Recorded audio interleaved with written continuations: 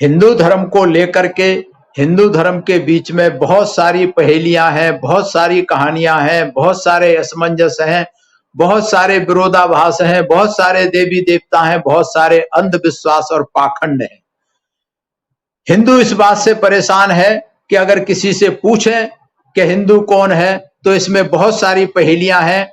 बाबा साहब ने, डॉक्टर अंबेडकर ने इन बहुत सारी पहेलियों पर ढूंढ के निकाला है, पहेलियां रखी हैं जिन पर चिंतन मनन करना है।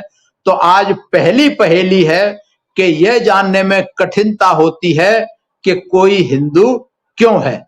आज इस पे चर्चा करेंगे, क्योंकि भारत जो है बहुत सारे समुदाय हैं, हर जात बिरादरी धर्म के लोग भारत में रहते हैं। इसमें ईसाई, पारसी, मुसलमान, हिंदू, सिख सभी जो समुदाय के लोग जो है रहते हैं इसमें।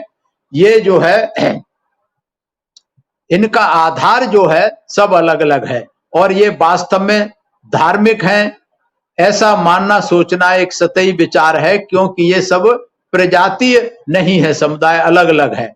यह जानना मजे की बात है कि कोई मुसलमान क्यों है और एक हिंदू क्यों है, पारसी, ईसाई और कौन क्यों है, इसके बारे में अगर आप प्रश्न पूछेंगे तो हर कोई सहजता से उत्तर दे देगा।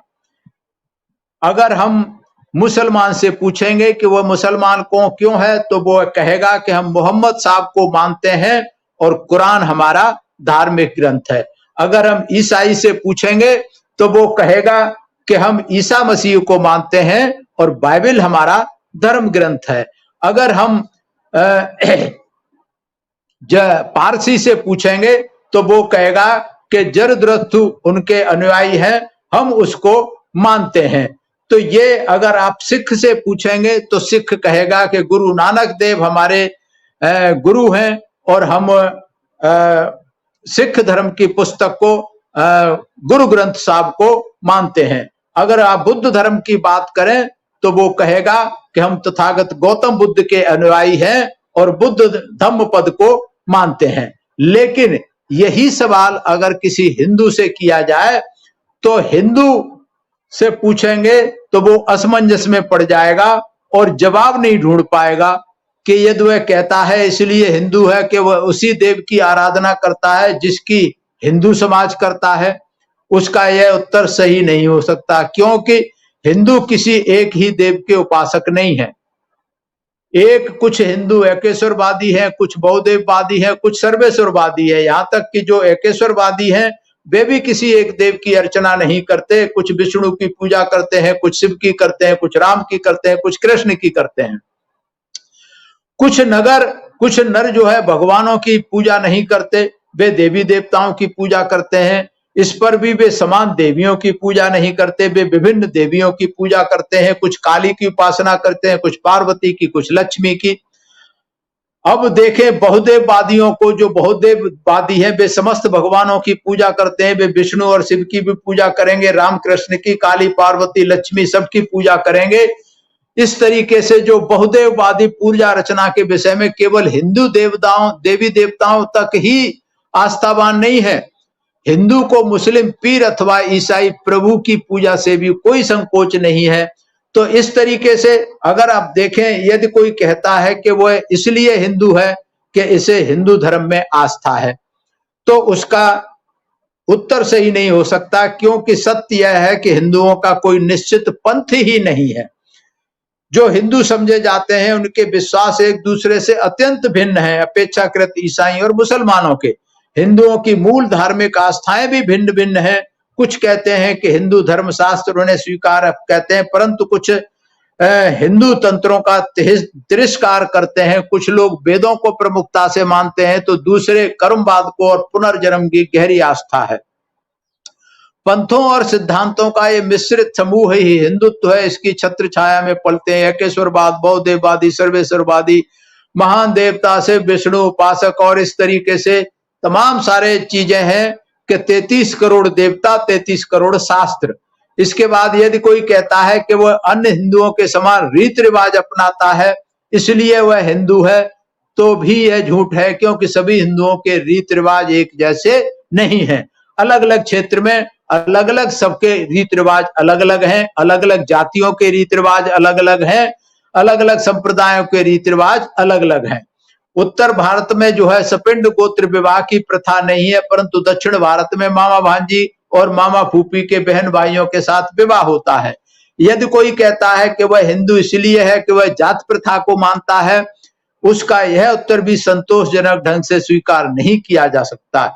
यह बिल्कुल सत्य है, किसी हिंदू को इस बात से कोई गरज नहीं है कि उसकी पड़ोसी की आस्थाएं क्या है, पर वह जानना उसका परम धर्म है, उसका खान पान कर सकता है। यानी दूसरे शब्दों में अर्थ यह हुआ कि जात पात हिंदू धर्म की आत्मा है, और जो व्यक्ति किसी मान्यता प्राप्त हिंदू जात से संबंध नहीं है वह हिंदू हो ही नहीं सकता।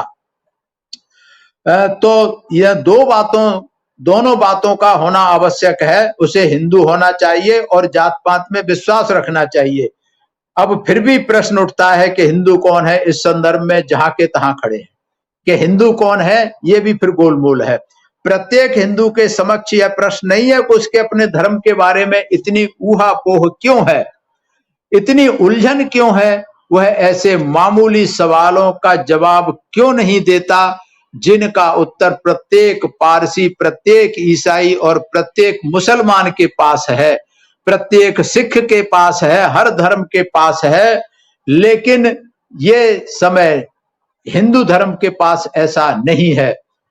क्या बाबा साहब लिखते हैं, क्या यह समय नहीं है कि हम आत्मावलोकन करें कि क्या कारण है जिनके फलस्वरूप यह धार्मिक अव्यवस्था उत्पन्न हुई है। हिंदू धर्म में इतना कंफ्यूजन क्यों है, इतना बिखराव क्यों है, इतनी द्वेष क्यों है, आपस में ईर्ष्या की भावना क्यों है, ये छोटे बड़े की भावना। दुनिया भर के अगर आज हम देखें, आज से नहीं सदियों से, और आज भी देश को आजाद हुए 75 साल हो गए, आज भी हिंदू मुसलमान छोड़ दीजिए, हिंदुओं में हिंदुओं के नाम पर इतने अन्याय अत्याचार होते हैं कि हिंदुओं के तथाकथित जो अनुसूचित जाति जनजाति ओबीसी समाज के जो लोग हैं उन पर तथाकथित उच्च वर्ण के लोग तरह तरह के अन्याय अत्याचार करते हैं। तो ये सब धर्म के कारण है। आज भारत में, जो भारत दुनिया में सबसे पिछड़ा देश है, ये इस धर्म के कारण है, जातिवाद के कारण है, इन पहेलियों के कारण है कि हिंदू धर्म की जो पहेली है कि हम हिंदू क्यों हैं, कोई भी हिंदू इसका सटीक उत्तर, चाहे पढ़ा लिखा है, चाहे अनपढ़ है, चाहे विद्वान है कितना भी, वो इसका उत्तर नहीं दे सकता। सापेक्ष दूसरे धर्मों का दूसरा धर्म एक लाइन में उत्तर दे देता है कि भाई हमारा इष्ट देव ये है, हमारा धर्मशास्त्र ये है। 2 शब्दों का उत्तर होता है। लेकिन हिंदू, आप 2 क्या 10 शब्द क्या पूरी किताब लिख दें तब भी उत्तर नहीं दे पाएगा कि हिंदू क्यों है। ये पहेली है, इस पर चिंतन मनन करना हर हिंदू का कर्तव्य है कि वो इस पर चिंतन मनन करे कि ऐसा एक कोड ऑफ कंडक्ट बनाया जाए, ऐसा एक भगवान बनाया जाए, ऐसा एक धर्मशास्त्र बनाया जाए जिसको सभी हिंदू जो है उसी एक देव को माने, एक शास्त्र को माने। अगर एक देव होगा, एक शास्त्र होगा तो देश में एकता रहेगी, भाईचारा बनेगा। जो वैमनस्यता है, दुश्मनी है जाति के नाम पर, धर्म के नाम पर, वो स्वतः समाप्त हो जाएगी। तो इसीलिए बाबा साहब ने कहा है, क्या यह समय नहीं है कि हम आत्मावलोकन करें कि क्या कारण है जिसके फलस्वरूप यह धार्मिक अव्यवस्था उत्पन्न हुई है। आज बस इतना ही, देखते रहिए।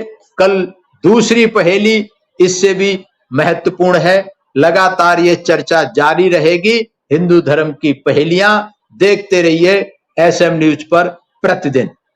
मैं धन्यवाद करता हूं एसएम न्यूज का जो ये सीरीज शुरू की है हिंदू धर्म की पहेलियां बाबा साहब के साहित्य से। मैं धन्यवाद करता हूं सभी दर्शकों का, मेरी बात को ध्यान से सुना। और आपसे मेरा निवेदन है कि अगर ये वीडियो पसंद आया है तो ज्यादा से ज्यादा शेयर करें, लाइक करें और कमेंट्स के द्वारा आप अपना प्रतिक्रिया अवश्य दें। क्या हमें हिंदू धर्म में कुछ सुधार की जरूरत है, इस पहेली को सुलझाने की कोशिश करें कि हम हिंदू क्यों हैं। सभी का आभार, सभी मेरा प्रणाम स्वीकार करें।